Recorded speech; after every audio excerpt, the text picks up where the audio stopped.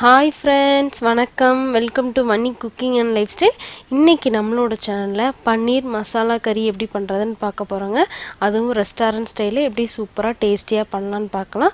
இது வந்து இட்லி, தோசை, சப்பாத்தி எல்லாத்துக்குமே ரொம்ப சூப்பரான ஒரு காம்பினேஷன். வாங்க அது எப்படி பண்ணலாம்னு பார்க்கலாம். அதுக்கு முன்னாடி நம்ம சேனலை மறக்காம Subscribe பண்ணிருங்க. பக்கத்துல இருக்கிற பெல் ஐகானையும் பிரஸ் பண்ணிருங்க. வீடியோவை ஸ்கிப் பண்ணாம பாருங்க. ஃபர்ஸ்ட்ல வந்து ஒரு ஸ்பூன் போல கடலை மாவை நல்லா ட்ரை ரோஸ்ட் பண்ணிக்கலாங்க. சிம்ல வச்சு கருகாம வறுத்து தனியா வச்சுக்கோங்க. அதே panல கொஞ்சமா எண்ணெய் சேர்த்திருக்கேங்க.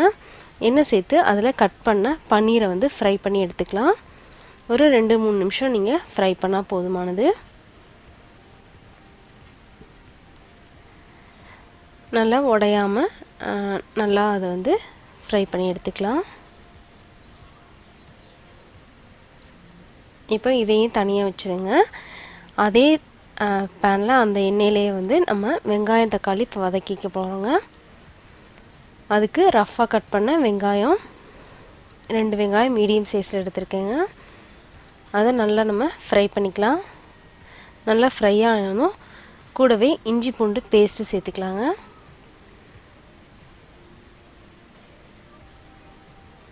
சேர்த்து அதோட பச்சை ஸ்மெல் போற அளவுக்கு நல்லா வதக்கிட்டு கூடவே வந்து தக்காளி பேஸ்ட் வந்து ரெடி பண்ணி வச்சிருக்கேன். அதையும் சேர்த்து நல்லா வதக்கிக்கலாம். நீங்க தக்காளி அப்படியே ரஃப்பா போட்டு வதக்கினாலும் ஓகே தாங்க.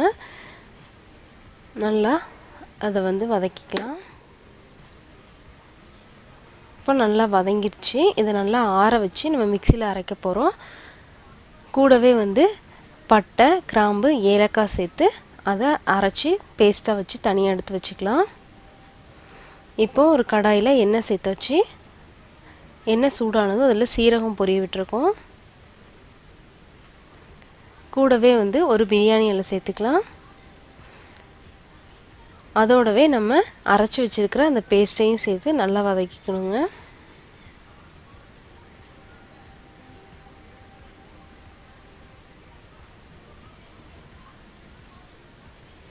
இப்போ நல்லா வதங்கிருச்சு. இது கூட நம்ம இப்போ மசாலா சேர்த்துக்க போறோம். காரத்துக்கு சில்லி பவுடர் 1 ஸ்பூன் போல மல்லித்தூள் சேர்த்திருக்கேங்க. கூடவே ஃப்ளேவருக்காக கரம் மசாலா, அதோடவே நம்ம வறுத்து வச்சிருக்கிற கடலை மாவு சேர்த்து நல்லா மிக்ஸ் பண்ணிடலாம்.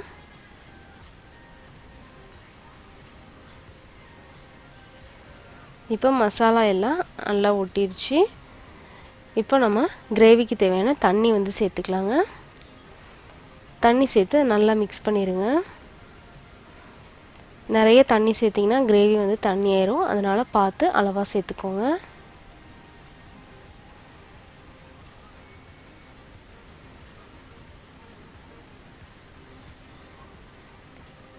இப்போ தேவையான அளவு உப்பு சேர்த்துட்டு அதை கொதிக்க விடலாம். இப்போ கொதிக்க ஆரம்பிச்சிடுச்சு. இப்போ மூடி வச்சு நம்ம வந்து அதோட மசாலா ஸ்மெல்லாம் போற அளவுக்கு நம்ம வேக விடணும். இப்போ ஒரு 4 நிமிஷத்துக்கு அப்புறம் மசாலா ஸ்மெல்லாம் போனதும் நம்ம ஃப்ரை பண்ணி வச்சிருக்கிற பன்னீர் வந்து சேர்த்துக்கலாங்க. பன்னீர் சேர்த்து நல்லா மிக்ஸ் பண்ணிருங்க. கூடவே வந்து கஸ்தூரி மேத்தி வந்து கொஞ்சம் சேர்த்துக்கலாங்க. இது வந்து ஒரு நல்ல ஃப்ளேவர் கொடுக்கும் உங்களுக்கு.